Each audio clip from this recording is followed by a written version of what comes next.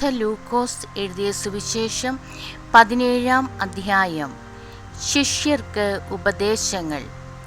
അവൻ ശിഷ്യരോട് പറഞ്ഞു, ദുഷ്പ്രേരണകൾ ഉണ്ടാകാതിരിക്കുക അസാധ്യം. എന്നാൽ ആര് മൂലം അവ ഉണ്ടാകുന്നുവോ അവന് ദുരിതം.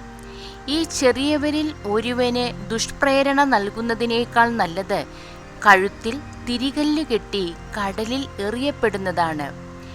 നിങ്ങൾ ശ്രദ്ധയുള്ളവരായിരിക്കുവിൻ. നിന്റെ സഹോദരൻ തെറ്റു ചെയ്താൽ അവനെ ശാസിക്കുക, പശ്ചാത്തപിച്ചാൽ അവനോട് ക്ഷമിക്കുക. ദിവസത്തിൽ 7 പ്രാവശ്യം അവൻ നിനക്കെതിരായി പാപം ചെയ്യുകയും 7 പ്രാവശ്യവും തിരിച്ചു വന്ന് ഞാൻ പശ്ചാത്തപിക്കുന്നു എന്ന് പറയുകയും ചെയ്താൽ നീ അവനോട് ക്ഷമിക്കണം. അപ്പോൾ അപ്പോസ്തലന്മാർ കർത്താവിനോട് പറഞ്ഞു, ഞങ്ങളുടെ വിശ്വാസം വർദ്ധിപ്പിക്കണമേ. കർത്താവ് പറഞ്ഞു, നിങ്ങൾക്ക് ഒരു കടുകുമണിയോളം വിശ്വാസമുണ്ടെങ്കിൽ ഈ സിക്കമിൻ വൃക്ഷത്തോട് ചുവടോടെ ഇളകി കടലിൽ ചെന്ന് വേരുറയ്ക്കുക എന്ന് പറഞ്ഞാൽ അതു നിങ്ങളെ അനുസരിക്കും. നിങ്ങളുടെ ഒരു ഭൃത്യൻ ഉഴകുകയോ ആടുമേയ്ക്കുകയോ ചെയ്തിട്ട് വയലിൽ നിന്ന് തിരിച്ചു വരുമ്പോൾ അവനോട് നീ ഉടനെ വന്ന് ഭക്ഷണത്തിനിരിക്കുക എന്ന് നിങ്ങളിൽ ആരെങ്കിലും പറയുമോ? എനിക്ക് ഭക്ഷണം തയ്യാറാക്കുക, ഞാൻ ഭക്ഷിക്കുകയും പാനം ചെയ്യുകയും ചെയ്യുന്നതുവരെ അരമുറുക്കി എന്നെ പരിചരിക്കുക, അതിനുശേഷം നിനക്ക് തിന്നുകയും കുടിക്കുകയും ചെയ്യാം എന്നല്ലേ നിങ്ങൾ പറയുക? കൽപ്പിക്കപ്പെട്ടത് ചെയ്തതുകൊണ്ട് ദാസനോട് നിങ്ങൾ നന്ദി പറയുമോ?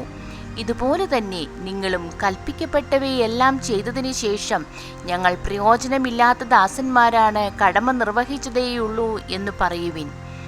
10 കുഷ്ഠരോഗികൾ. ജെറുസലേമിലേക്കുള്ള യാത്രയിൽ അവൻ സമരിയായ്ക്കും ഗലീലയ്ക്കും മധ്യേ കടന്നു പോകുമ്പോൾ അവൻ ഒരു ഗ്രാമത്തിൽ പ്രവേശിച്ചപ്പോൾ അകലെ നിന്നിരുന്ന 10 കുഷ്ഠരോഗികൾ അവനെ കണ്ടു. അവർ സ്വരമുയർത്തി, യേശുവേ, ഗുരു, ഞങ്ങളിൽ കനിയണമേ എന്ന് അപേക്ഷിച്ചു. അവരെ കണ്ടപ്പോൾ അവൻ പറഞ്ഞു, പോയി നിങ്ങളെ തന്നെ പുരോഹിതന്മാർക്ക് കാണിച്ചു കൊടുക്കുവിൻ. പോകും വഴി അവർ സുഖം പ്രാപിച്ചു. അവരിൽ ഒരുവൻ താൻ രോഗവിമുക്തനായി എന്ന് കണ്ട് ഉച്ചത്തിൽ ദൈവത്തെ സ്തുതിച്ചുകൊണ്ട് തിരിച്ചു വന്നു. അവൻ യേശുവിൻ്റെ കാൽക്കൽ സാഷ്ടാംഗം പ്രണമിച്ച് നന്ദി പറഞ്ഞു. അവനൊരു സമറിയാക്കാരനായിരുന്നു. യേശു ചോദിച്ചു, 10 പേരല്ലേ സുഖപ്പെട്ടത്? ബാക്കി 9 പേർ എവിടെ? ഈ വിജാതീയനല്ലാതെ മറ്റാർക്കും തിരിച്ചു വന്ന് ദൈവത്തെ മഹത്വപ്പെടുത്തണമെന്ന് തോന്നിയില്ലേ? അനന്തരം യേശു അവനോട് പറഞ്ഞു, എഴുന്നേറ്റ് പൊയ്ക്കൊള്ളുക, നിന്റെ വിശ്വാസം നിന്നെ രക്ഷിച്ചിരിക്കുന്നു. മനുഷ്യപുത്രന്റെ ആഗമനം.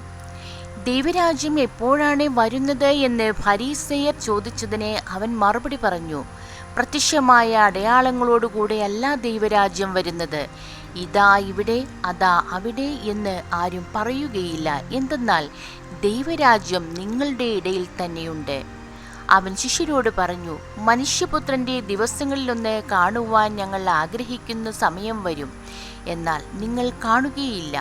അതാ അവിടെ, ഇതാ ഇവിടെ എന്ന് അവർ നിങ്ങളോട് പറയും. നിങ്ങൾ പോകരുത്, അവരെ നിങ്ങൾ അനുഗമിക്കുകയും അരുത്.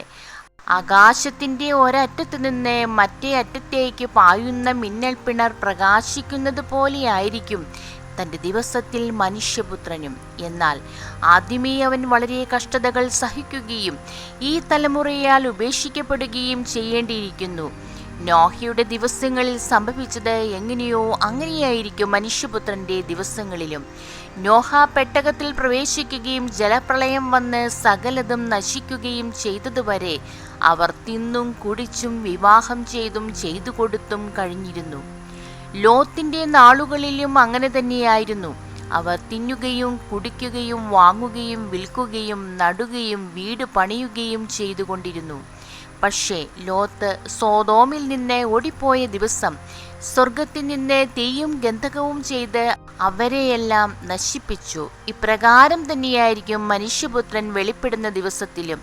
ആ ദിവസം പുരമുകളിലായിരിക്കുന്നവൻ വീട്ടിനകത്തുള്ള തൻ്റെ സാധനങ്ങൾ എടുക്കാൻ താഴേക്ക് ഇറങ്ങിപ്പോകരുത്. അതുപോലെ തന്നെ വയലിലായിരിക്കുന്നവനും പിന്നിലുള്ളവയിലേക്ക് തിരിയരുത്. ലോത്തിന്റെ ഭാര്യയ്ക്ക് സംഭവിച്ചത് ഓർമ്മിക്കുക. തൻ്റെ ജീവൻ നിലനിർത്താൻ പരിശ്രമിക്കുന്നവൻ അത് നഷ്ടപ്പെടുത്തും, എന്നാൽ തൻ്റെ ജീവൻ നഷ്ടപ്പെടുത്തുന്നവൻ അത് നിലനിർത്തും. ഞാൻ നിങ്ങളോട് പറയുന്നു, അന്ന് രാത്രി ഒരു കട്ടിലിൽ 2 പേർ ഉണ്ടായിരിക്കും. ഒരാൾ എടുക്കപ്പെടും, മറ്റേയാൾ അവശേഷിക്കും. 2 സ്ത്രീകൾ ഒരുമിച്ച് ധാന്യം പൊടിച്ചുകൊണ്ടിരിക്കും. ഒരുവൾ എടുക്കപ്പെടും, മറ്റവൾ അവശേഷിക്കും. കർത്താവേ, എവിടേക്ക് എന്ന് അവർ ചോദിച്ചു. അവൻ പറഞ്ഞു, ശവം എവിടെയോ അവിടെ കഴുകന്മാർ വന്നുകൂടും. ദൈവമേ, സ്തുതി അങ്ങേക്ക് യോഗ്യമാകുന്നു.